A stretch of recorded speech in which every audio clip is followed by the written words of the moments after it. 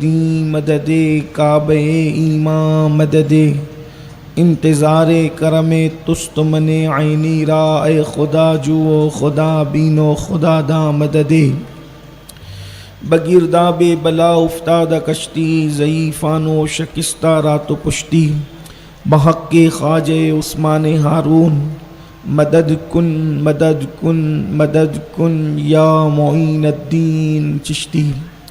انتہائی احترام و عقیدت کے ساتھ اپنے اور ساری کائنات کے مرکز عقیدت انیس بے کساں چارہ ساز درد منداں، ہم غریبوں کی غم گسار، ہم فقیروں کی ثروت، شہر یار ارم تاجدار حرم نوبہار شفاعت، شب اسرا کے دولہا نوشے بزم جنت، دانائے سبل مولائے کل ختم الرسل، خسرو خوباں سیاح لامکاں وجہ کن فکاں، در اللہ المکنون سر اللہ المخزون، عالم ما کانا وما یکون، آب و گل انبیاء جان و دل اصفیاء، مطلع ہر سعادت مقطع ہر سیادت، خلاصہ کائنات فخر موجودات، حضور احمد مجتبی محمد مصطفیٰ، ارواحنا فدا صلی اللہ تعالی علیہ وآلہ وصحبہ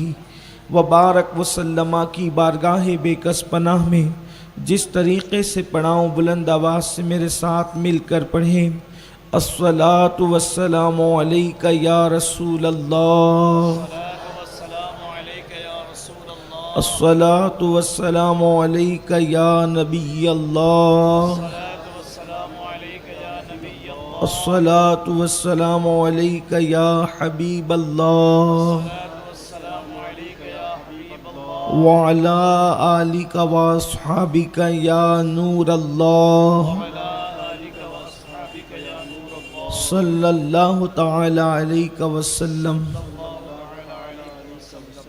سب سے اولا و اعلیٰ ہمارا نبی، سب سے بالا و اعلیٰ ہمارا نبی، اپنے مولا کا پیارا ہمارا نبی، دونوں عالم کا دولہا ہمارا نبی، خلق سے اولیاء، اولیاء سے رسول اور رسولوں سے اعلیٰ ہمارا نبی، سارے اچھوں میں اچھا سمجھیے جسے، ہے اس اچھے سے اچھا ہمارا نبی، سارے اونچوں میں اونچا سمجھیے جسے، ہے اس اونچے سے اونچا ہمارا نبی، جس نے ٹکڑے کیے ہیں قمر کے وہ ہے نور وحدت کا ٹکڑا ہمارا نبی، جس کی دو بوند ہے کوثر و سلسبیل، ہے وہ رحمت کا دریا ہمارا نبی۔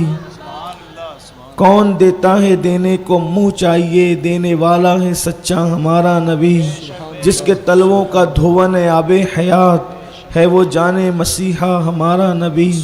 غمزدوں کو رضا مژدہ دیجئے کہ ہے بے کسوں کا سہارا ہمارا نبی۔ الحمدللہ رب العالمین۔ سواد اعظم اہل سنت و جماعت کی عالمگیر تحریک سنی دعوت اسلامی کے زیر اہتمام تسلسل کے ساتھ قسطوار جو ماہ محرم الحرام کی یہ محفل ہوتی ہے، اس کے 25ویں پروگرام کی یہ دوسری محفل ہے، اور اس محلے کے نوجوانوں کے لیے اور اہلیان محلہ کے لیے S D I group golden نگر کے خاص طور پر جوانوں کے لیے دل کی گہرائیوں کے ساتھ دعا کہ دوپہر سے اتنی شدید بارش ہو رہی تھی، اس کے باوجود بھی ان نوجوانوں نے بے پناہ محنت کی، اور بہرحال بارش کے باوجود یہ محفل مکمل احتشام کے ساتھ اور پورے وقار کے ساتھ اللہ تبارک و تعالیٰ کے فضل و کرم سے سج گئی ہے۔ اور جیسا کہ گزشتہ کل جو اقامت دین کے حوالے سے اور غلبہ دین کے حوالے سے گفتگو ہوئی تھی، اور چونکہ ہمارے یہاں پرمیشن 10 بجے تک ہی رہتا ہے، تو گفتگو کو ادھوری اور نامکمل ختم کر دیا گیا تھا۔ اسی سے جوڑ کر کے کچھ گفتگو آپ کے سامنے کرنے کی سعادت حاصل کی جا رہی ہے، کیونکہ آپ کو یہ بتایا گیا ہے کہ امام حسین کربلا میں دین بچانے گئے تھے، تو بچائی وہی چیز جاتی ہے جسے کمایا جاتا ہے۔ تو جب تک کمانے کی اور اشاعت دین کی محنت بیان نہ ہو تو بچانے کا فلسفہ اس وقت تک سمجھ میں نہیں آ سکتا۔ جو میرے بھائی کل اور بہنیں موجود تھے محفل میں، انہیں پتہ ہے کہ کل کی گفتگو اللہ کے رسول علیہ السلام کی ولادت سے لے کر اعلان نبوت تک اور اعلان نبوت سے لے کر سید الشہداء حضرت امیر حمزہ کے اسلام لانے تک کی گفتگو کی گئی تھی، اور آپ نے کل سماعت کیا کہ حضرت امیر حمزہ کس بنیاد پر مسلمان ہوئے۔ اگر اب اس کو میں دہراؤں تو ظاہر سی بات ہے وقت ہی جائے گا، تو آگے کی گفتگو اب ہم آپ کی خدمت میں پیش کرتے ہیں کہ اللہ کے رسول صلی اللہ علیہ وآلہ وسلم کو اللہ نے غلبہ دین کے لیے زمین پر بھیجا۔ آپ غلبہ دین کے لیے زمین پہ تشریف لائے۔ اللہ پاک فرماتا ہے هو الذی ارسل رسولہ بالہدی ودین الحق لیظہرہ علی الدین کلہ، کہ وہ اللہ ہے جس نے دین حق کے ساتھ اپنے آخری نبی محمد الرسول اللہ صلی اللہ علیہ وآلہ وسلم کو جلوگر فرمایا۔ یہ اس کا مفہوم ہے۔ اور کیوں جلوگر فرمایا دین حق لے کر؟ تاکہ یہ دین تمام مذاہب پر اور تمام ادیان پر غالب آ جائے، یعنی اسلام غلبے کے لیے آیا ہے۔ اور الحمدللہ پوری دنیا کے اندر ایک بڑی تعداد مسلمانوں کی ہے، اور آج جتنی تعداد ہے انشاءاللہ آنے والے کل میں اس سے بڑھ کر تعداد ہوگی، اس کے بعد اس سے بڑھ کر تعداد ہوگی، اور دنیا ایک دن دیکھے گی قیامت سے پہلے پوری زمین کے اوپر صرف اور صرف محمد الرسول اللہ کہنے والے نظر آئیں گے، میرے آقا صلی اللہ علیہ وآلہ وسلم کے پیارے دیوانوں۔ لیکن اس دین کو جب فاران کی چوٹی سے اعلان کیا گیا تو ہمارے گھروں میں یہ جو قرآن مقدس رکھا ہوا ہے، ہمارے محلے میں جو اذانیں ہو رہی ہے، ہمارے پاس جو اسلام موجود ہے، ہمارے پاس جو احادیث موجود ہے، ہمارے پاس جو اسلام کا منشور موجود ہے، ہمارے پاس جو ہے اللہ کا مقدس دین موجود ہے۔ اللہ اکبر! اتنے سمندروں کو پار کر کے اس دور میں بھی یہ دین جو یہاں تک پہنچا، یقیناً کسی کی بڑی محنتیں ہیں۔ اللہ اللہ! آئیے، کل کی گفتگو میں یہ کہا گیا تھا کہ اللہ کے پیارے حبیب صلی اللہ علیہ وآلہ وسلم کو زخمی کیا گیا، حضور علیہ السلام کے اصحاب کو زخمی کیا گیا، یعنی دین کی اشاعت کے لیے صحابہ کرام نے، مصطفیٰ جان رحمت نے، اہل البیت نے کتنی قربانی دی ہے۔ آئیے آج اس کا ایک مختصر سا خاکہ پھر پیش کرتے ہیں تاکہ آپ کو پتہ چلے۔ اللہ اکبر! دراصل آج ہمارے نوجوان نماز آسانی سے اس لیے چھوڑ دیتے ہیں کہ ان کو رسول اللہ کی اور اصحاب رسول اور اہل بیت رسول کی محنتوں کا اندازہ نہیں ہے۔ کچھ لوگوں کے دل و دماغ میں یہی چلتا رہتا ہے کہ اللہ کے رسول علیہ السلام نے چاند کے ٹکڑے کیے اور پوری دنیا مسلمان ہو گئی، سورج پلٹا اور پوری دنیا مسلمان ہو گئی۔ یاد رکھنا میری قوم کے جوانوں، چاند کے ٹکڑے ہونا حق ہے، سورج کا پلٹنا حق ہے، جابر کے بچوں کا زندہ ہونا حق ہے، اور پھر جو ہے بکری کا زندہ ہونا حق ہے، کنکریوں کا کلمہ پڑھانا حق ہے۔ یہ سب چیزیں بالکل سچائی ہے، لیکن ان چیزوں کو دیکھ کر تو مکے کے گنڈوں نے کہا تھا کہ یہ جادو ہے۔ جس کو دیکھ کر لوگ مسلمان ہوئے تھے وہ حضور علیہ السلام کی محنتیں ہیں، وہ حضور علیہ السلام کی کاوشیں ہیں۔ آئیے آپ کو بتاؤں، اللہ کے حبیب صلی اللہ علیہ وآلہ وسلم نے جب نبوت کا اعلان کیا تو لوگوں کے گھر گھر جاتے تھے۔ اللہ کے رسول علیہ الصلوۃ والتسلیم حضرت سیدنا خالد ابن ولید رضی اللہ تعالیٰ عنہ فرماتے ہیں، میرے گھر اللہ کے حبیب علیہ السلام کئی مرتبہ تشریف لائے، اور جب بھی حضور میرے گھر آتے تو میں ان کو اتنا ستاتا، اتنا ستانے کی انتہا کر دیتا کہ اگلے دن وہ تشریف نہ لائیں، اس لیے کہ اللہ اکبر میں یہ چاہتا تھا کہ وہ میرے گھر نہ آئیں۔ اللہ اللہ! لیکن خالد کہتے ہیں میں ستا کر کے تھک جاتا، یہ سوچ کر کے کل وہ نہیں آنا چاہیے، مگر اللہ کے رسول रसूल अलैहिस्सलाम अगले दिन फिर तशरीफ लाते थे। अल्लाह अकबर, हुजूर अलैहिस्सलाम से मोहब्बत का दावा करके दीन से दूर रहकर जिंदगी गुजारने वालों, मेरी कौम के जवानों, आइए अब जरा धड़कते हुए दिल से अपने नबी ने कितनी कुर्बानियां दी है इस रास्ते में, उसकी एक झलक सुन लो। अल्लाह अकबर, अल्लाह अकबर। हजरत सैयदना अब्दुल्ला इब्न अब्बास रदी अल्लाह ताला अन्हु इरशाद फरमाते हैं कि अल्लाह के रसूल सल्लल्लाहु अलैहि वसल्लम जो है हरम मक्का में यानी मताफ काबा में, सहने काबा में नमाज पढ़ने के लिए आते हैं, और आने के बाद अरब के कुछ लोग, कुरैश के कुछ लोग हुजूर अलैहिस्सलात व तस्लीम के गले में जो है वो चादर का फंदा बना करके डालते हैं, उस हालत में कि अल्लाह के रसूल सल्लल्लाहु अलैहि वसल्लम हालत नमाज में है, और फिर उस चादर को इस तरह से तंग किया जाता है कि हुजूर अलैहिस्सलाम के गला शरीफ, जो हुजूर अलैहिस्सलाम का जो मुबारक गला है उसको जो है वो तंग किया जाता है। बतकाज़े बशरियत बाहर की सांस बाहर की तरफ और अंदर की सांस अंदर की तरफ रुक जाती है। अल्लाह अकबर, ये कैफियत होती है। ज़रा सोचो तो सही, हिंदुस्तान के इस माहौल में अगर हम लोग एयरपोर्ट पर या जो है वो रेलवे स्टेशन पर नमाज पढ़ रहे हों, तो हिंदुस्तान के हमारे जो बिरादरान वतन है, जो मुसलमान नहीं है, अगर कोई आगे से गुजरता है तो उसको कहते हैं देखना नहीं कि ये नमाज पढ़ रहे हैं। यानी कि हमारे मुल्क में नमाज पढ़ने वाले को अभी भी इज्जत की निगाह से देखा जाता है। चंद सियासी लोग अगर सियासत चमकाने के लिए कुछ बात करें तो एक अलग बात है, लेकिन अभी भी हमारे मुल्क भारत की अक्सरियत नमाज पढ़ने वाले को इज्जत की निगाह से देखती है।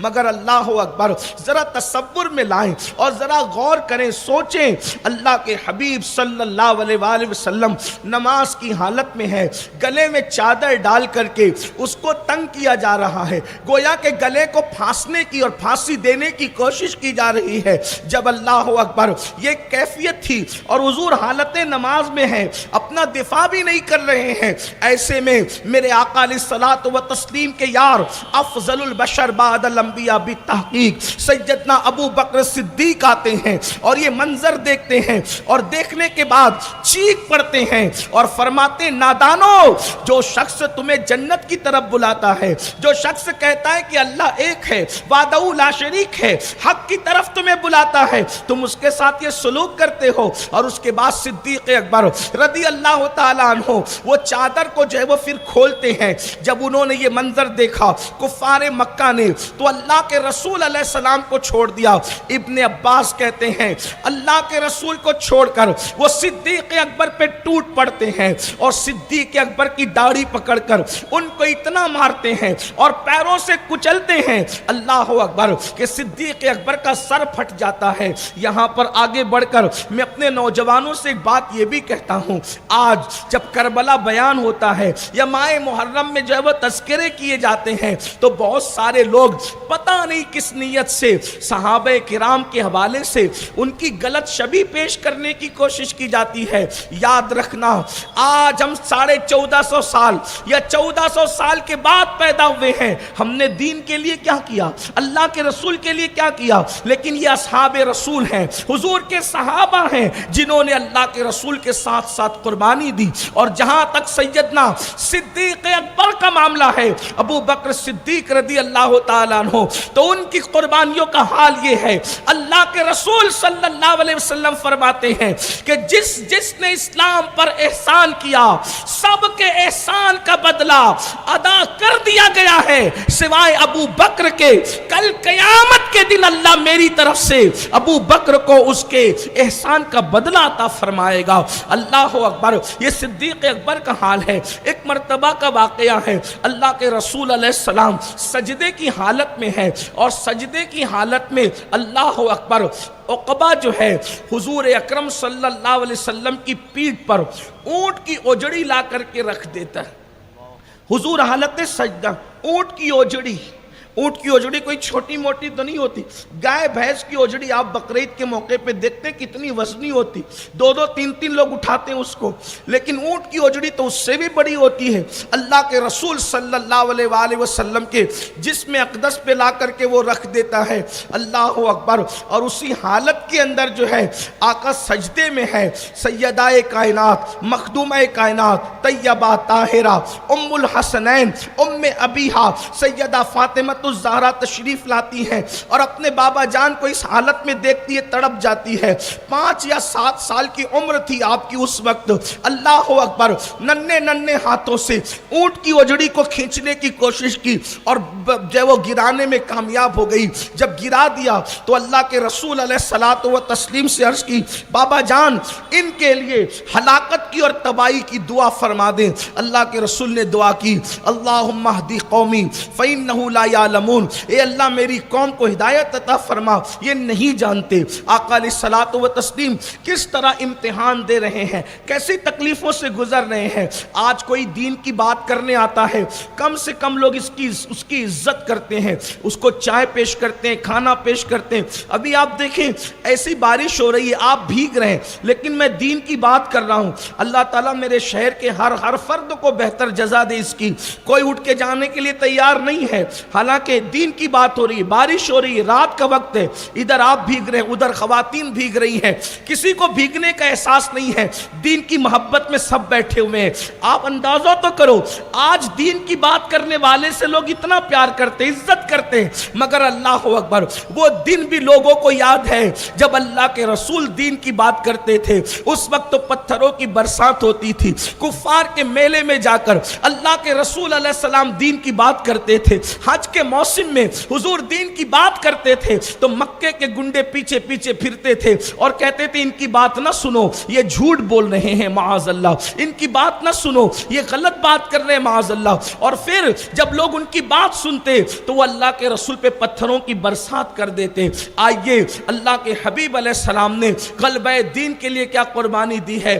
ایک بات پیش کر کے میں اپنی گفتگو کو آج کے حوالے سے مکمل کروں, اس لیے کہ بارش بھی ہے اور میں بہت دیر تک کے آپ کا امتحان نہیں لینا چاہتا, لیکن صرف اپنے جوانوں سے چاہتا ہوں محسوس کرو. یہ جو بار بار بات ہوتی ہے کربلا میں امام کیوں گئے, تو اس کی کڑیاں ہم جوڑ رہے کہ کیوں گئے, اپنے نانا کی محنتیں. اللہ اکبر. اس لیے کہ وفادار اولاد اپنے باپ کی محنتوں کو فراموش نہیں کرتی, وفادار اولاد اپنے باپ کی محنتوں کو نہیں بھولتی. اللہ اکبر, اللہ اکبر. میرے آقا علیہ الصلوۃ والتسلیم مکے میں اللہ کے دین کی خدمت کر رہے ہیں اور پھر مکے کے لوگ جمع ہوتے ہیں اور جمع ہونے کے بعد کہتے ہیں کہ یہ کسی طرح سے رکنے کو تیار نہیں ہے, یہ کسی طرح سے رکنے کو تیار نہیں ہے. تو کسی نے کہا ایک کام کرو, محمد عربی کی 2 بیٹیاں وہ ابو لہب کے 2 بیٹوں کے نکاح میں ہیں, یعنی حضور علیہ السلام کی 2 بیٹیاں حضرت سیدہ رقیہ اور سیدہ ام کلثوم,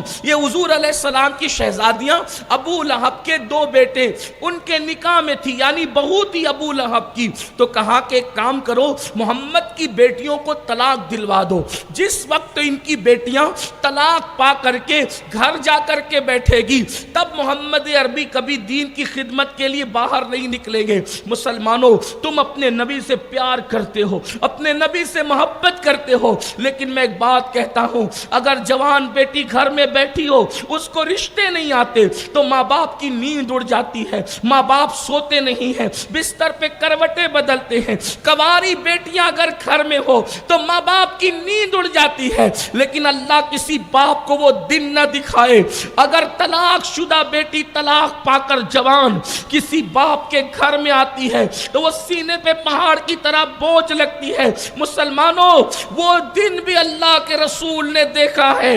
اللہ کے دین کے غلبے کے لیے حضور علیہ الصلوۃ والتسلیم کو یہ صدمہ بھی مکے والوں نے پہنچایا کہ حضور کی 2 شہزادیوں کو طلاق دے دیا گیا اور حضور علیہ السلام کی شہزادیاں گھر آ گئی. میں نے یہ طلاق کے واقعات جو ہے وہ حضور کی شہزادیوں کو کیوں اور کس طرح طلاق دیا، بڑی تفصیل کے ساتھ میں نے کہیں پر پہلے بیان کر دیا ہے، ابھی میں اس کی تفصیل میں نہیں جاؤں گا۔ البتہ اللہ کے رسول کو، قلب اطہر مصطفیٰ صلی اللہ علیہ وآلہ وسلم کو کتنی تکلیف پہنچی ہوگی، اس کا اندازہ آپ کر سکتے ہیں۔ میرے پیارے آقا صلی اللہ علیہ وآلہ وسلم کے پیارے دیوانوں، اسی پہ بس نہیں، اللہ اکبر، اب مصطفیٰ جان رحمت صلی اللہ علیہ وآلہ وسلم نے محسوس کیا مکے والے بات نہیں مانتے، ادھر مکے والے ضد پر اڑے ہوئے ہیں، سب مل جل کر کے آتے ہیں اور کہتے کام کرتے ہیں کہ ان کے چچا کے پاس چلتے ہیں اور جا کر ان کے چچا سے کہتے ہیں کہ ان محمد عربی کو ہمارے حوالے کر دو، یا کم سے کم ان کو منع کر دو کہ وہ کام نہ کرے، اگر وہ کام اگر ایسا کرتے ہیں ہم انہیں قتل کر دیں گے، مار ڈالیں گے۔ اور پھر انہوں نے ایک بات کہی کہ ٹھیک ہے، نئے دین سے اگر وہ یہ چاہتے ہیں کہ کسی لڑکی سے شادی کریں تو ہم جس خوبصورت لڑکی پر وہ ہاتھ رکھ دیں گے، ایسی عرب کی سب سے 10 خوبصورت لڑکیاں ان کے نکاح میں دینے کے لیے تیار ہے۔ اگر وہ سرداری چاہتے ہیں انہیں سردار مان لیں گے، اگر وہ مال چاہتے ہیں تو ہم مال جمع کر کے ان کے قدموں میں رکھ دیں گے، مگر ان سے کہو وہ اللہ کے دین کی اشاعت کو بند کر دے۔ یہ پلان لے کر کے وہ حضرت ابو طالب حضور کے چچا کے پاس آتے ہیں اور آ کر کے بات رکھتے ہیں، اور بات رکھنے کے بعد جب ساری گفتگو رکھتے ہیں، یہ باتیں کر رہے تھے، اللہ کے رسول علیہ السلام تشریف لائے، ان کی باتوں کو سنا۔ جب وہ چلے گئے تو محبت بھرے لہجے میں چچا نے کہا، میرے بھتیجے تم نے سن لیا وہ کیا کہہ رہے تھے؟ میں بوڑھا ہو گیا ہوں۔ اس وقت میرے آقا علیہ السلام نے مکمل عزم کے لہجے میں کہا، چچا وہ مال، عورت اور سرداری کی بات کرتے ہیں، واللہ اگر وہ میرے ایک ہاتھ میں چاند لا کر کے رکھ دیں اور دوسرے ہاتھ میں سورج لا کر کے رکھ دیں اور پھر کہیں کہ میں اللہ کے دین کی تبلیغ بند کر دوں، یہ مجھ سے نہیں ہو سکے گا۔ اس راہ میں جو میری مدد کرے گا کرے گا، جو میری مدد نہیں کرے گا پھر بھی میں اللہ کی مدد پر اپنا کام جاری رکھوں گا۔ اللہ اکبر۔ اتنا سنا، حضرت ابو طالب کہتے ہیں کوئی بات نہیں، جب تک میرے جسم میں جان ہے میں تمہاری مدد کرتا رہوں گا۔ اس کے بعد اللہ کے حبیب صلی اللہ علیہ وآلہ وسلم کے ساتھ جو کچھ ہوا، اللہ اکبر، آئیے اس کو دھڑکتے ہوئے دل سے سنیں۔ اللہ اکبر۔ لوگوں نے، مکے والوں نے یہ کیا کہ محمد عربی اور ان کے خاندان والوں کا سوشل بائیکاٹ کیا جائے، سوشل بائیکاٹ کیا جائے، نہ کوئی ان سے سلام کرے، نہ کوئی ان سے بات کرے، نہ ان سے کوئی چیز خریدی جائے، نہ ان کو کوئی چیز بیچی جائے۔ اللہ اکبر۔ کہا جاتا ہے کہ ہجرت جو ہے وہ نبوت کا 7واں سال تھا، تاریخ میں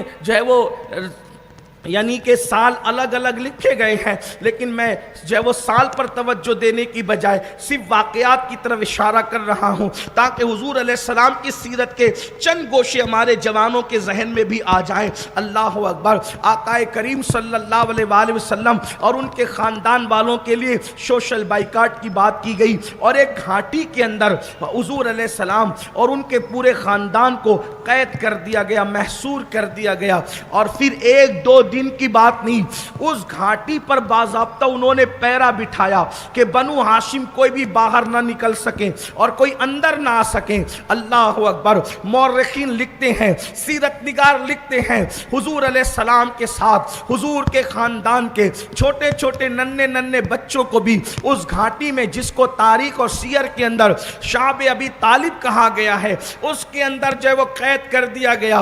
حضور علیہ السلام کے گھر کے ننھے ننھے بچے اس گھاٹی کے اندر بلبلا اٹھتے تو گھاٹیاں گونج پڑتی۔ یہ کیفیت تھی۔ اللہ اکبر۔ یہاں تک کہ بیان کیا گیا ہے کہ اللہ اللہ، حضور کے گھر کے ننھے ننھے بچوں کو، ان ہاشمی شہزادوں کو اس وقت جو ہے وہ درخت کی پتیاں کھلائی جاتی۔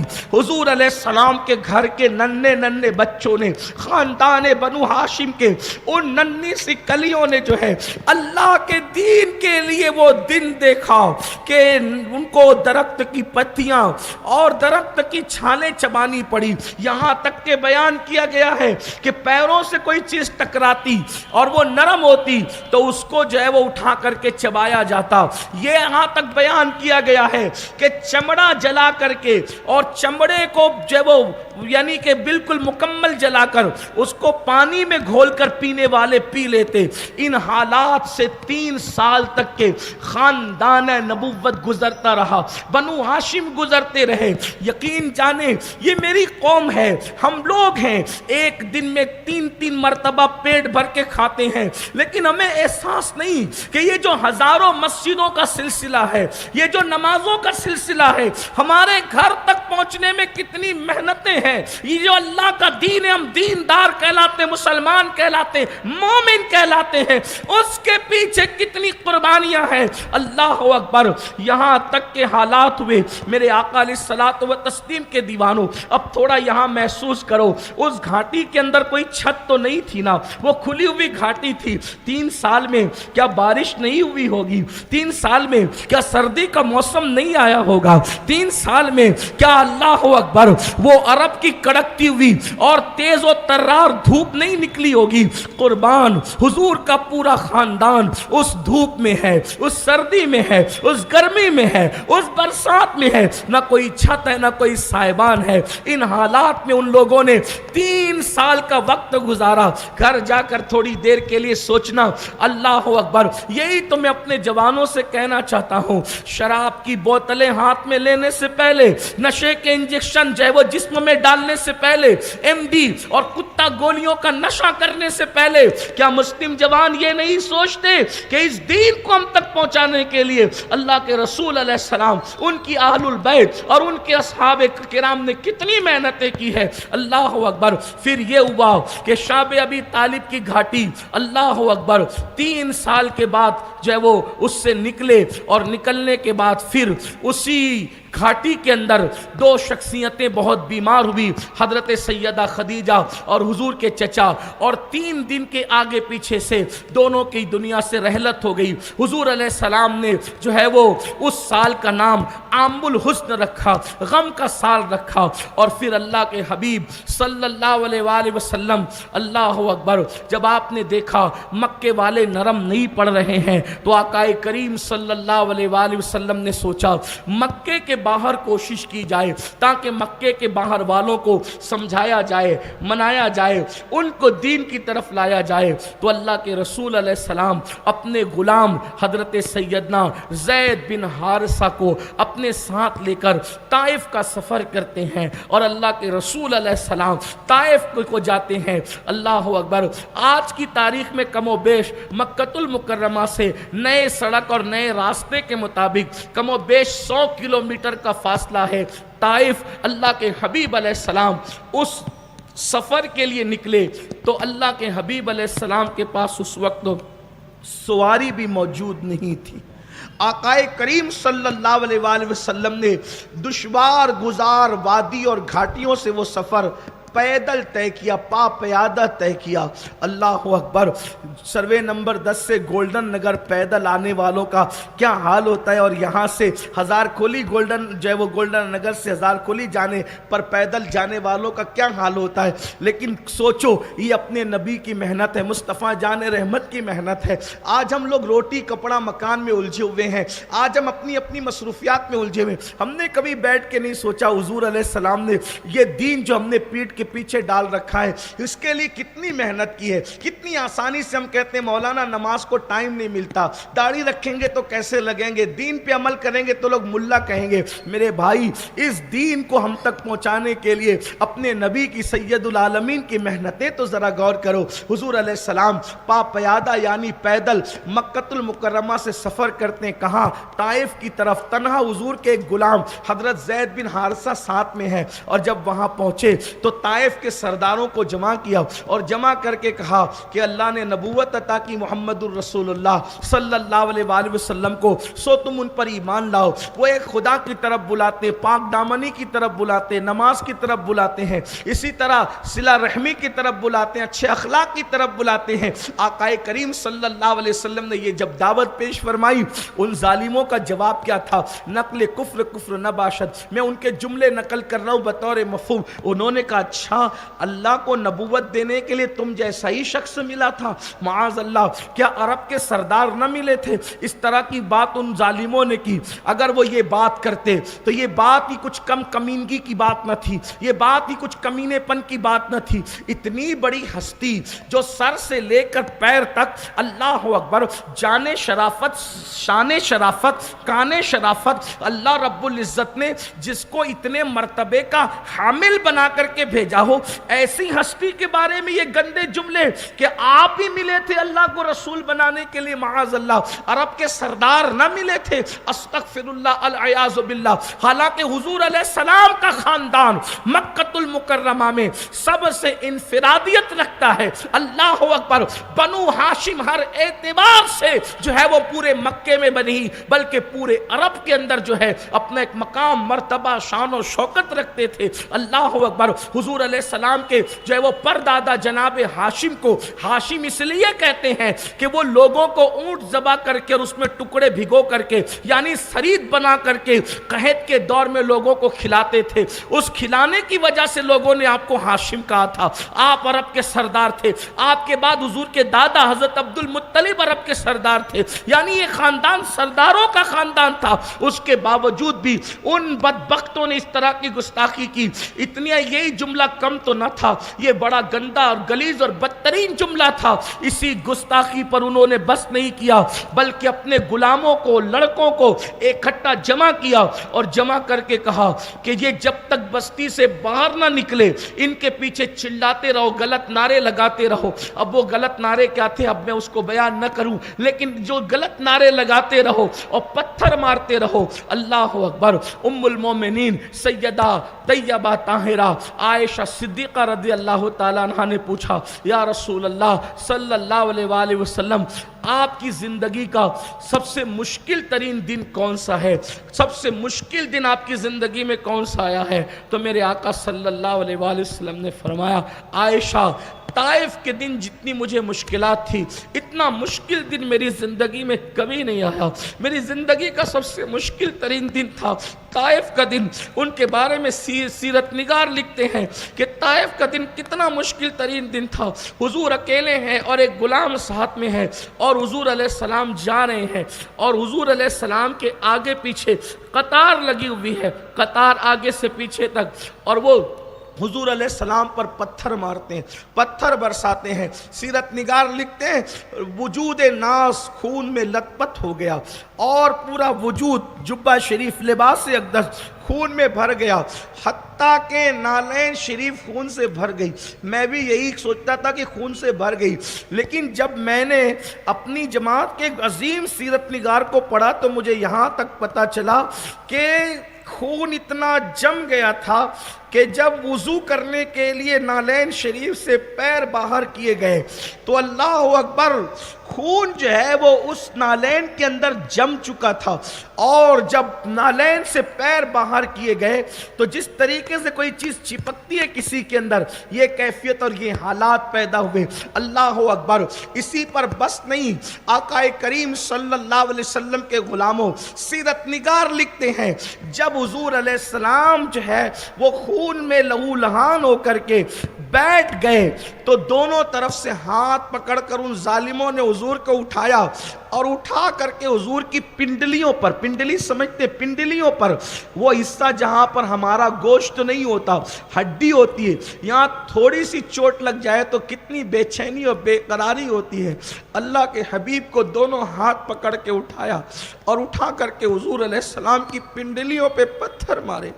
اللہ کے رسول علیہ الصلوۃ والتسلیم کی پنڈلیوں کو لہو لہان کیا، سر سے لے کر پیر تک پورا وجود خون میں جو وہ بھرا ہوا ہے، اور ایسے عالم میں حضور بیٹھتے تو اٹھا اٹھا کر پتھر مارتے ہیں، غلط سلط نعرے لگاتے ہیں، اللہ اکبر۔ اللہ کے حبیب صلی اللہ علیہ وآلہ وسلم بالآخر ان زخموں سے چور ہو کر جو ہے وہ ایک درخت کے نیچے بیٹھ جاتے ہیں، اور جب بیٹھ جاتے ہیں تو اس وقت سیدنا جبریل امین آتے ہیں اور آ کر کے عرض کرتے ہیں یا رسول اللہ صلی اللہ علیہ وآلہ وسلم، اللہ تبارک و تعالیٰ نے آپ کو بھی دیکھا اور ان ظالموں کو بھی دیکھا، اب اللہ تبارک و تعالیٰ فرماتا ہے کہ محبوب آپ کی مرضی کیا ہے، آپ اپنی مرضی بتائیں، اگر آپ کہیں تو یہ دونوں پہاڑوں کو، یہ دونوں طرف کے پہاڑوں کے سلسلے کو ملا دیا جائے اور طائف والوں کا قصہ ہمیشہ کے لیے ختم کر دیا جائے، روئے زمین سے ان کو مٹا دیا جائے، ختم کر دیا جائے۔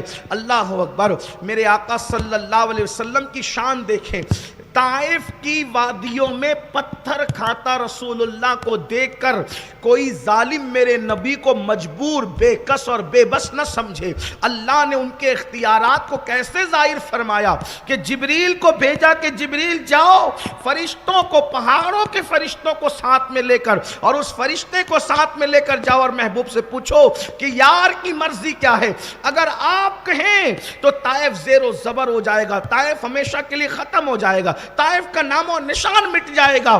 جس وقت جبریل نے یہ بات کہی، حضور علیہ السلام نے سر انور اٹھایا، اٹھا کر جبریل کو دیکھا اور جبریل کو دیکھ کر کے فرمایا اے جبریل، میرے اللہ نے مجھے برباد کرنے کے لیے نہیں بلکہ آباد کرنے کے لیے بھیجا ہے، میں امید کرتا ہوں یہ اسلام نہیں لاتے انشاءاللہ ان کی آنے والی نسلیں مسلمان ہوگی، ان کی آنے والی نسلیں کلمہ پڑھے گی، ان کی آنے والی نسلیں مسلمان ہوگی۔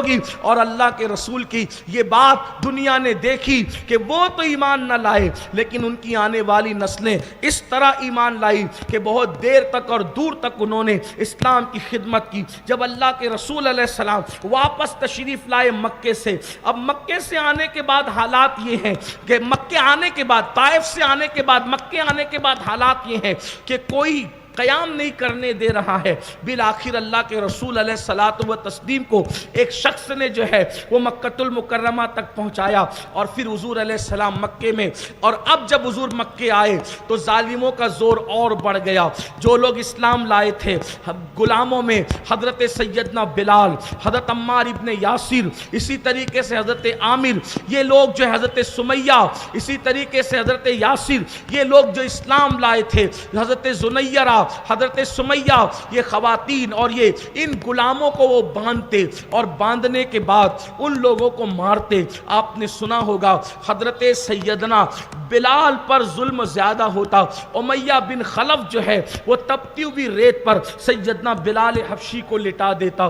میں بس اتنا ہی چاہتا ہوں، آج ہمارے شہر مالیگاؤں کے اندر پتہ نہیں کچھ لوگوں کو کیا خبط سوار ہے کہ وہ اہل البیت کا ذکر کرتے ہوئے صحابہ کو گالیاں دینے لگتے ہیں۔ یقین جانے میں آپ کو یہی بات برسوں سے کہتا چلا آ رہا ہوں، آج بھی کہتا ہوں کہ لوگوں اہل البیت سے بہت محبت کرو، بہت محبت کرو، بہت محبت کرو۔ ان کی محبت جان ایمان ہے، لیکن محبت اہل بیت کا نام لے کر اصحاب رسول کو ٹارگٹ نہ کرو۔ اور جو لوگ صرف صحابہ کی بات کر کے اہل البیت کو جو ہے وہ ان کی حق تلفی کرنا چاہتے ہیں، ان سے بھی کہتا ہوں صحابہ سے بہت پیار کرو، بہت پیار کرو، لیکن حضور کے گھر والوں کو نظر انداز نہ کرو، ان سے پیار کرنے والوں کو شک کی نگاہ سے نہ دیکھو، اس لیے کہ یاد رکھنا آل بھی قابل تعظیم ہے، اصحاب بھی قابل تعظیم ہے، اور احترام کرو حضور کی نسبت کی وجہ سے، حضور کے احترام کی وجہ سے۔ اللہ اکبر۔ حضرت سیدنا بلال حبشی کو تپتی ہوئی ریت پہ لٹایا جاتا، سینے پہ چٹان رکھ دی جاتی، اور اللہ اکبر ایسے لوہے کے ایسے ڈنڈوں سے مارا جاتا جس کے اندر نوکیں نکلی ہوئی ہے۔ علامہ سید ابو الحسنات نے اس روایت کو لکھا کہ سیدنا بلال حبشی رضی اللہ تعالیٰ عنہ کو ایسی چیزوں سے مارا جاتا کہ جن ڈنڈوں کے اندر, لوہے کے ڈنڈوں میں جو ہے وہ نکیلی چیزیں نکلی ہوئی تھی, نوکیں نکلی ہوئی تھی, اور بلال سے کہا جاتا ایک بار لات و عزیٰ کا نام لے لو, ایک بار کہہ دو میں نے محمد کو چھوڑ دیا, ایک بار کہہ دو اللہ ایک نہیں ہے. حضرت بلال حبشی مار پر مار کھاتے اور ایک ہی نعرہ لگاتے, احد احد, اللہ ایک ہے, اللہ ایک ہے, اللہ ایک ہے. کہتے محمد کو چھوڑ دو, کہتے واللہ دنیا چھوڑ سکتا ہوں مگر محمد الرسول اللہ کا دامن نہیں چھوڑ سکتا. اسی طرح حضرت سیدنا عمار ابن یاسر کو مارتے مارتے بے ہوش کر دیا جاتا, اور ان کی امی حضرت سمیہ کو اتنا مارا ابو جہل نے, جو وہ ڈنڈے سے باندھ کر کے ان کو مارا گیا, کوئی پیلر کہہ لے, کھمبا کہہ لے, اس سے باندھ کر کے حضرت سمیہ کو مارا گیا, بہت مارا. اور اس کے بعد ابو جہل نے کہا جب تو نے محمد عربی کا کلمہ پڑھا تھا تو کیا تجھے اس کا احساس نہیں تھا, کہ تجھے ڈر نہیں لگتا تھا کہ ابو جہل تیرے ساتھ کیا کرے گا؟ تو حضرت سمیہ فرماتی ہیں جب تک ایمان نہ لائے تھے تب تک سب سے ڈر لگتا تھا, جس دن سے ایمان لے آئے ہیں اب اللہ کے سوا کسی سے ڈر نہیں لگتا. اللہ اکبر. حضرت سیدہ سمیہ رضی اللہ تعالیٰ عنہ کو بہت مارا, ان کے بالوں کو باندھ کر کے مارا. اللہ اکبر. اسی طریقے سے رسیوں سے جکڑا گیا, اور جب حضرت سمیہ کو کہا کہ ایک بار محمد پہ لعنت کر میں تجھے جو ہے وہ چھوڑ دوں گا, حضرت سمیہ اگرچہ کنیز تھی لیکن آپ نے فرمایا واللہ میں محمد پہ نہیں بلکہ تجھ پہ لعنت کرتی ہوں, تو لعنتی ہے. جب ابو جہل نے حضرت سمیہ کی یہ جرأت کو سنا, یہ ہمت کو سنا, تو اس سے رہا نہ گیا, اور بالآخر اس ظالم نے 2 اونٹ منگوائے. ایک اونٹ کے پیر سے سمیہ کا ایک پیر باندھا, ایک اونٹ کے پیر سے سیدہ سمیہ کا ایک پیر باندھا, اور دوسرے اونٹ کے پیر سے سیدہ سمیہ کا دوسرا پیر باندھا, اور اس کے بعد دونوں اونٹوں کو مخالف سمتوں میں دوڑایا. اب آپ اندازہ کر سکتے ہیں, میری مائیں اور بہنیں بھی پیچھے بیٹھ کر کے سن رہی ہے داستان کربلا سننے کے لیے. پورے شہر سے میری بہنیں آتی ہیں, پیدل بھی آتی ہیں, بوڑھی عورتیں بھی آتی ہیں. میں اپنی بہنوں کی بھی توجہ چاہتا ہوں. میری ماں اور بہنوں, دین کے لیے مردوں نے قربانیاں دی ہے تو مردوں سے پہلے عورتوں نے قربانیاں دی ہے. اسلام کے نام پر سب سے پہلی جو شہادت ہے وہ شہادت کسی مرد کی نہیں بلکہ وہ ایک خاتون کی شہادت ہے. اپنی بہنوں سے کہنا چاہتا ہوں, اے میری بہنوں, صرف اللہ رسول کے فرامین کو سن کر کے یا داستان کربلا کو سن کر کے یا صحابہ کی قربانیوں کو سن کر کے آنکھوں کو نم کر کے آنسو بہا کر کے چلے جاؤ, اس میں مکمل کامیابی نہیں ہے. اے میری قوم کی بیٹیوں, اگر تم سیریل دیکھتی رہو دین سے دور رہو, تم نماز سے کوسوں دور رہو, دین سے دور رہو, بے پردہ گھومتی رہو, دین سے دور رہو, تو پھر ان محفلوں کا فائدہ کیا ہے؟ بدلو اپنی زندگی کو. ان خواتین کو مارا گیا, پیٹا گیا, بلکہ ایک خاتون, ان کا نام میرے ذہن میں اس وقت نہیں آ رہا ہے, میری زبان پر نام ہے لیکن ذہن میں نہیں آ رہا ہے, ان کو مارتے مارتے اندھا کر دیا, اور جب وہ اندھی ہو گئی تو کہا کہ دیکھ تو نے ہمارے خداؤں کے خلاف, ہمارے معبودوں کے خلاف, ہمارے لات و عزیٰ کے خلاف بات کی, انہوں نے تیری آنکھیں چھین لی. تو اس وقت اس خاتون نے جواب دیا واللہ وہ تو اپنے نفع و نقصان کے مالک نہیں ہے, اپنی ناک پہ بیٹھی بھی مکھی کو ہٹا نہیں سکتے, وہ کیا میری آنکھیں چھین سکتے ہیں؟ انشاءاللہ میری آنکھیں میرا اللہ واپس کرے گا. یہ کہہ تو دیا, اور کہنے کے بعد پھر اللہ سے کہا مولا تجھ پر یقین کر کے اتنا بڑا جملہ کہا ہے. اللہ اکبر. جب یہ بات آپ نے کہی, رات گزری بھی نہ تھی کہ اللہ نے ان کی آنکھوں کو واپس لوٹا. بہرحال قربانیاں ہیں, بڑی قربانیاں ہیں. عجیب غریب سادہ وہ رنگی ہے داستان حرم, غریب سادہ وہ رنگی ہے داستان حرم. نہایت اس کی حسین ابتدا ہے اسماعیل. اللہ اکبر. حضرت سمیہ کو تصور میں لائیں, جب اونٹ کا ایک پیر سے, اونٹ کے پیر سے آپ کا ایک پیر باندھا, دوسرے اونٹ سے آپ کا دوسرا پیر باندھا, اور یوں مخالف سمتوں میں, توجہ کریں, یوں مخالف, جب مخالف سمتوں میں اونٹ دوڑے تو انسان کے پیر پھیل نہ جائیں گے, پھٹ نہ جائیں گے, جسم کا عالم کیا ہوگا. اور جب پیر دونوں طرف سے پھیل گئے تو اللہ اکبر, حیا کی جگہ پہ تیر چلایا اور تیر چلا کر حضرت سیدہ سمیہ کو شہید کر دیا۔ بعض مورخین کے نزدیک یہ پہلی شہادت تھی جو اسلام میں کسی مقدس خاتون کی ہوئی تھی۔ اللہ اکبر، یہ حالات ہیں۔ اسی طریقے سے حضرت خباب رضی اللہ تعالیٰ عنہ، سن لیں یہ ان لوگوں کے نام بھی ہمیں نہیں پتا ہے۔ حضرت خباب رضی اللہ تعالیٰ عنہ، ان کو دہکتے ہوئے انگاروں پہ لٹایا جاتا اور دہکتے ہوئے انگاروں پر لٹا کر کے جو ہے وہ انگاروں پر لٹا کر کے سینے پر سل رکھ دی جاتی، مارا جاتا اور کہا جاتا کہ خباب محمد کو چھوڑ دو۔ حضرت خباب رضی اللہ تعالیٰ عنہ فرماتے سب چھوڑوں گا، ان کو نہیں چھوڑوں گا۔ اور سیرت نگار لکھتے ہیں کہ حضرت خباب کی چربی سے وہ جلتے ہوئے کوئلے ٹھنڈے ہو جاتے، مگر حضرت خباب کو وہ اپنی طرف لا نہیں سکتے تھے، جب تک کہ حضرت خباب آخری دم تک کہ ان کی پیٹھ پر وہ جلے ہوئے کوئلوں کا نشان موجود تھا۔ اب آئیے گفتگو کو اینڈ کرتے ہوئے بات عرض کروں، ایک شہادت اور پڑھ دیتا ہوں ایک صحابی کی اور بات مکمل کرتے ہیں۔ میرے آقا صلی اللہ علیہ وسلم کے پیارے دیوانوں، یہ حضرت خباب ہے، ایک صحابی ہے حضرت خبیب رضی اللہ تعالیٰ عنہ۔ حضرت خبیب رضی اللہ تعالیٰ، کیا قربانیاں ہیں! اسلام پوری قربانیوں سے بھرا ہوا ہے، اسلام میں قربانیاں ہی قربانیاں ہیں اور کسی کی قربانی چھوٹی نہیں ہے۔ ابھی انشاءاللہ تعالیٰ آنے والے دنوں کے اندر پھر ہم جو ہے وہ اصحاب رسول کی مزید قربانیاں اور حضور کی قربانیوں کا ذکر کر کے کل اس سلسلے کو مکمل ختم کریں گے اور پھر اگلا عنوان شروع ہوگا۔ میرے آقا صلی اللہ علیہ وسلم کے پیارے دیوانوں، ایک صحابی حضرت خبیب رضی اللہ تعالیٰ عنہ، حضرت سعید فرماتے ہیں یہ سعید مکے کے رہنے والے تھے اور جناب خبیب بھی مکے کے رہنے والے تھے۔ خباب اور خبیب میں فرق ہے، حضرت خباب حضور علیہ السلام کے بعد بھی ظاہری طور پر حیات رہے، لیکن حضرت خبیب جو ہے ان کا وصال حضور علیہ السلام کی ظاہری حیات میں ہو گیا تھا، بلکہ وہ شہید ہو گئے تھے۔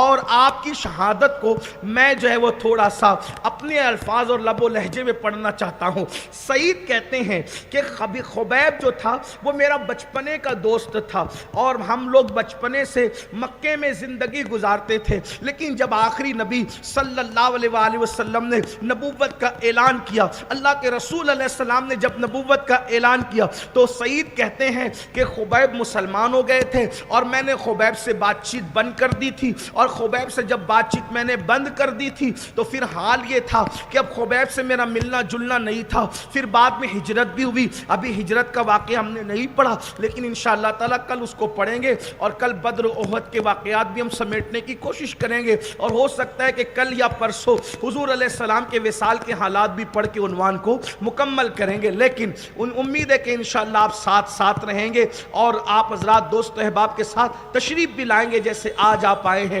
مجھے بے پناہ مسرت ہے کہ اتنی بارش میں بھی آپ حضرات بہت سکون اور اطمینان کے ساتھ بیٹھیں۔ اللہ آپ کی نسلوں کو اس کا اجر عطا فرمائے، آپ کو اجر عطا فرمائے۔ اللہ دونوں جہان میں کسی کا محتاج نہ رکھے، مقروض نہ رکھے۔ آپ کو اور یہ خواتین بہنیں جو چھوٹے چھوٹے دودھ پیتے بچوں کو بھی ساتھ لائی ہیں، اللہ ان کے بچوں کو دین کا عظیم مجاہد بنائے اور ان سب کو اللہ اپنی شان کے لائق مولا حسین کی خیرات عطا فرمائے، اس لیے کہ نبی اور آل نبی کی محبت میں یہ سب آئے ہیں۔ اللہ ان محفل رکھنے والوں کو ہی بہتر صلا دے۔ حضرت سعید کہتے ہیں اب ہو یہ گیا تھا کہ بات چیت نہیں تھی، ملاقات نہیں تھی، لیکن خبیب میرا بچپنے کا دوست تھا۔ ایسا ہوا کہ ہجرت ہو چکی تھی، احد کی جنگ بھی ہو چکی تھی، بدر کی جنگ بھی ہو چکی تھی، اور بدر میں 70 مکے کے کافروں کو صحابہ نے مارا تھا، بڑے بڑے سرداروں کو مارا تھا، ان کو دھول چٹایا تھا۔ 313 1000 کے لشکر پر غالب آ گئے تھے۔ کیسے آئے تھے انشاءاللہ کل اس کا کچھ تذکرہ ہم کریں گے، لیکن بہرحال کہتے ہیں کہ مکے والوں نے دھوکے سے کچھ صحابہ کو پکڑ لیا تھا، ان میں سے ایک حضرت خبیب تھے، خبیب کو ہی پکڑ لیا تھا، اور خبیب سے چونکہ ان کو زیادہ دشمنی تھی، کیونکہ حضرت خبیب جو تھے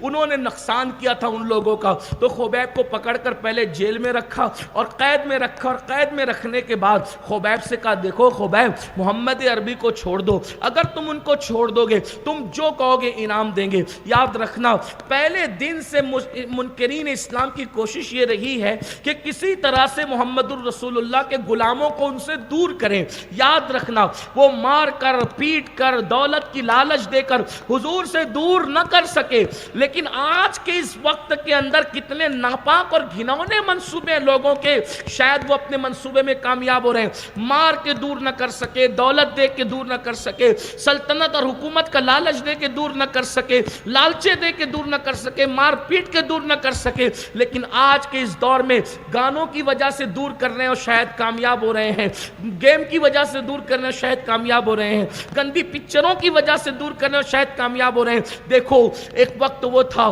कि मुसलमान अपने नबी को याद कर करके सोता भी था, अपने नबी को याद कर करके उठता भी था। कहने वाले ने कहा है मैं सो जाऊं या मुस्तफ़ा कहते कहते, खुले आंख सल्ले आला कहते कहते ये माहौल था। माए बच्चों को सुलाती थी तो रसूलुल्लाह के मोजज़ात सुनाकर, हुजूर के वाक़यात सुनाकर, हुजूर के असहाब के वाक़यात, हुजूर की अहलुल बैत के वाक़यात सुनाकर माए सुलाती थी। आज माए न खुद वो वाक़यात करके सोती है, न वो अपने बच्चों को सुना करके सोती है। अब तो हाथों में मोबाइल है और पता नहीं क्या क्या देखते हुए आंखें बंद हो रही है। मुसलमानों याद रखो, फिर से तजदीद वफा करो, फिर से दीन की तरफ आओ। महफिल करबला का मकसद है अल्लाह के दीन से जोड़ना, मुस्तफ़ा जान रहमत से जोड़ना, आलो असहाब से जोड़ना।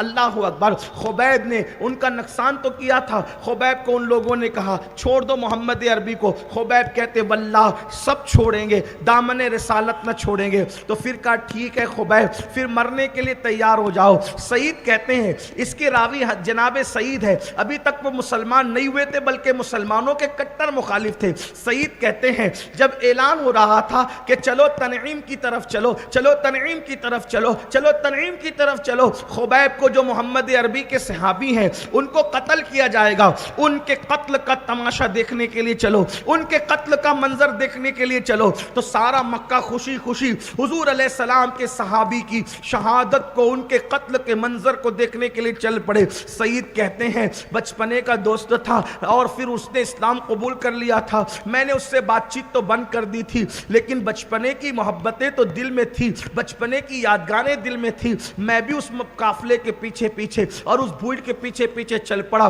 तनईम में जहां लोगों को कत्ल किया जाता था, उस मक्तल पर मैंने देखा कि आसपास भीड़ लगी हुई है और जब खुबैब को लाया गया है, हाथ में हथकड़ियां हैं, पैरों में बेड़ियां हैं, और मैं जानता था कि खुबैब इस वक्त जितना बहादुरी दिखा रहा था इतना बहादुर नहीं था। खुबैब को मैं जानता था, वो बहादुर तो था लेकिन इतना नहीं था। मेरा बचपने का दोस्त था। उसे बांध दिया गया और फिर उसे एक पिलर के साथ, एक खंबे के साथ जब बांधा गया, फिर कहा गया खुबैब अब भी मौका है, मोहम्मद अरबी को छोड़ दो।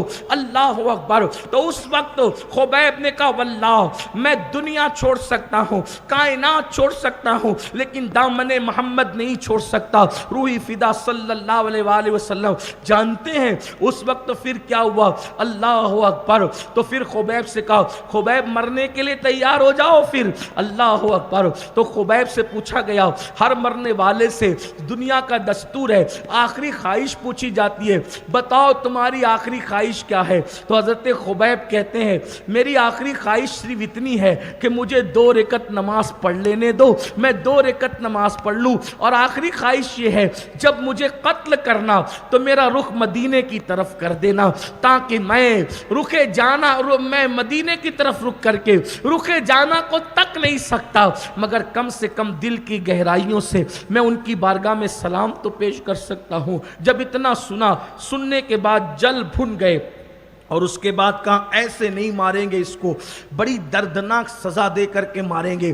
फिर क्या कहा, छोटे छोटे बच्चों के हाथ में छुरियां दे दी, चाकू दे दिए, बर्छी दे दिए, भाले लोगों ने उठा लिए, और फिर उसके बाद जो है हजरत खुबैब को उनका जिस्म का कुर्ता उतार करके उनको चुबोते रहे, उनको चुबोते रहे, खून निकालते रहे। बच्चे दौड़ते हुए आते और उनके जिस्म के अंदर नेज़ा चुबाते, चाकू चुबाते, छुरी चुबाते।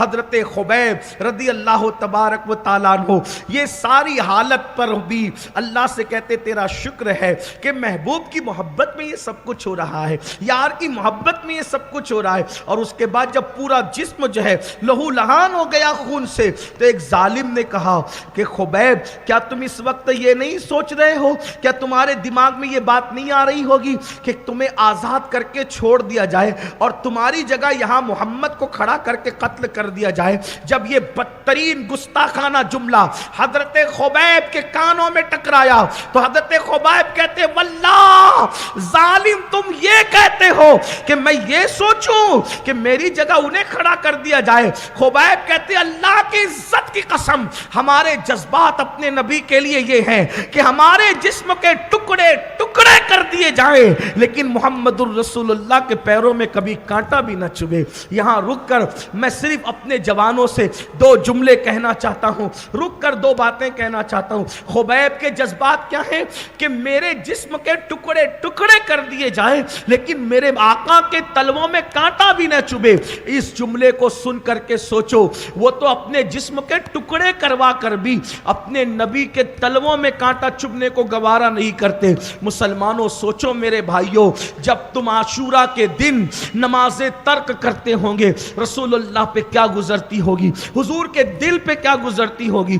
داڑیاں منڈا کر کے تم جب گٹروں میں پھکواتے ہوں گے حضور کے دل پہ کیا گزرتی ہوگی؟ صحابہ تو نبی کے تلووں میں کانٹا نہیں دیکھنا چاہتے اور ہم اپنے جرائم سے رسول اللہ کے دل کو دکھاتے ہیں، حضور کے دل کو تکلیف پہنچاتے ہیں۔ اے میری قوم کے جوانوں، گنبد و مینار کے شہر میں رہنے والوں، جب تم بے گناہ کو قتل کرتے ہو اپنے شوق کے لیے، جب تم نشے میں دھت ہو کر کے کسی پہ ظلم کرتے ہو رسول اللہ کے دل پہ کیا گزرتی ہوگی؟ جب تم کسی کی بیٹی بہن کو پاپ کی نظر سے دیکھتے ہو، زنا کے اڈوں کو آباد کرتے ہو رسول اللہ کے دل پہ کیا گزرتی ہوگی؟ سن لو، اللہ کی پوری مخلوق میں محمد الرسول اللہ سے بڑھ کر ہم سے زیادہ محبت کرنے والا کوئی نہیں ہے۔ جو سب سے زیادہ اگر کسی نے ہم سے پیار کیا ہے وہ آمینہ کا لال ہے، وہ محمد الرسول اللہ کی ذات ہے۔ خدا را اللہ رب العزت بے نیاز ہے، ذرا دیکھو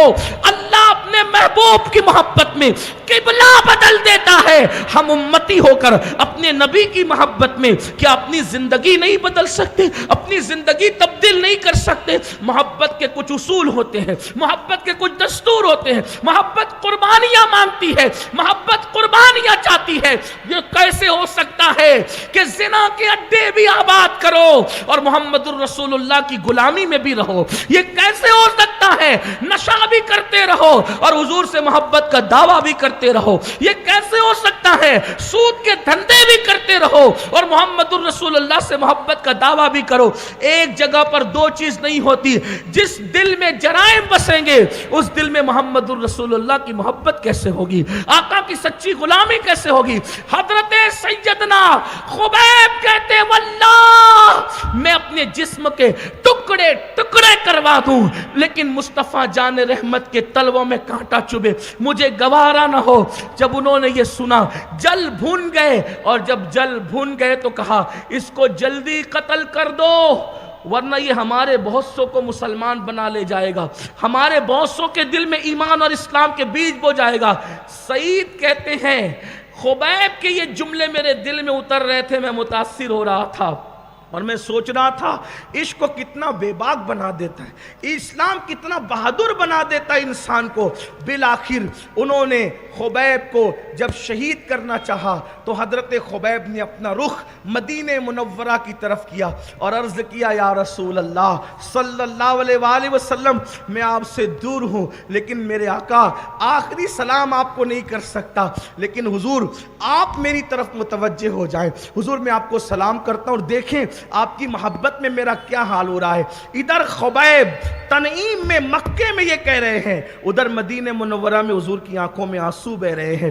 صحابہ نے پوچھا آقا رونے کی وجہ کیا ہے؟ آقا فرماتے ہیں میرا غلام میری محبت میں جام شہادت نوش کر رہا ہے اور وہ مجھ پہ سلام کر رہا ہے، اس کے سلام کو مجھ پہ پیش کیا گیا ہے۔ اس طرح سے حضرت خبیب نے جام شہادت نوش کیا۔ سعید کہتے ہیں جب میں سویا تو میں نے خواب میں دیکھا خبیب جنت کے باغوں میں ٹہل رہا ہے. میں نے کہا خبیب یہ مقام کیسے ملا؟ کہا تم نے تو سب دیکھا نا قریب کھڑے رہ کر، میں نے محبوب کی محبت میں قربانی دی، اللہ نے مجھے مقام عطا کیا. سعید کہتے ہیں انہی کی شہادت کا واقعہ میرے لیے اسلام قبول کرنے کا ذریعہ بن گیا، اور پھر حضرت سعید مدینہ منورہ جا کر مسلمان ہو گئے. یہ اصحاب رسول کی قربانیاں ہیں. انشاءاللہ تبارک و تعالی اب ان چیزوں کو ہم بہت اختصار کے ساتھ مزید کل بیان کریں گے. امید ہے کل آج کی طرح کل بھی آپ اسی طرح تشریف لائیں، سنیں، اپنی زندگی میں انقلاب پیدا کریں. کل کی محفل انشاءاللہ دیپو گلشن نگر میں ہوگی، آپ کل اس میں ضرور تشریف لائیں. اللہ پاک کی بارگاہ میں دعا ہے کہ گفتگو کے درمیان اگر کوئی غلطی لغزش ہو تو اللہ پاک معاف کرے. استغفر اللہ ربی من کل ذنب واتوب الیہ وما علینا الا البلاغ. السلام علیکم ورحمۃ اللہ وبرکاتہ. بارش کی وجہ سے یہ مائک اور یہ تاروں کے اندر کرنٹ آ سکتا ہے، اس لیے ان تاروں سے آپ دور رہیں. اسی طرح سے وائر سے ادھر بھی لوگ دور رہیں تاکہ کوئی کرنٹ وغیرہ کا معاملہ نہ ہو. صدقہ دو نورانی تن کا، صدقہ دو پیارے حسن کا، خون میں تر اس پیرہن کا، صدقہ دے دو پنجتن کا. یا نبی سلام علیکہ، یا رسول سلام علیکہ، یا حبیب سلام علیکہ، صلوات اللہ علیہ. السلام علیکہ یا رسول اللہ وعلی آلکہ واصحابکہ یا حبیب اللہ. اللہم صلی علی سیدنا و مولانا محمد وعلی آل سیدنا و مولانا محمد صلاة تنجینا بها من جمیع الاحوال والآفات وتقضی لنا بها جمیع الحاجات وتطہرنا بها من جمیع السیئات وترفعنا بها عندک اعلی الدرجات وتبلغنا بها اقصى الغایات من جمیع الخیرات فی الحیاة وبعد الممات انک علی کل شیء قدیر. اللہم ربنا آتنا فی الدنیا حسنہ وفی الآخرۃ حسنۃ وقنا عذاب النار. یا اللہ یا رحمان یا رحیم ہماری اس محفل کو قبول فرما لے. یا اللہ نبی اور آل نبی کے ذکر اور اصحاب نبی کے ذکر کو قبول فرما لے. یا اللہ ہم سب کی بے حساب مغفرت فرما دے، ہمارے ماں باپ کی مغفرت فرما دے. یا اللہ اس محفل میں جتنے حاضر مولا سب کے اٹھے ہوئے ہاتھوں کی لاج رکھ لے. مولا جس کے دل میں جتنی تمنائیں مرادیں آرزویں، اللہ پاک سب کی مرادیں تمنائیں آرزویں پوری فرما دے. میرے اللہ آج کی محفل کو H D I group golden نگر کے جوانوں نے سجایا. مولا ان سب کو تیری شان کے لائق بہتر صلہ بہتر جزا عطا فرما. پوری دنیا کے مسلمانوں کی جان مال ایمان عزت آبرو کی حفاظت فرما.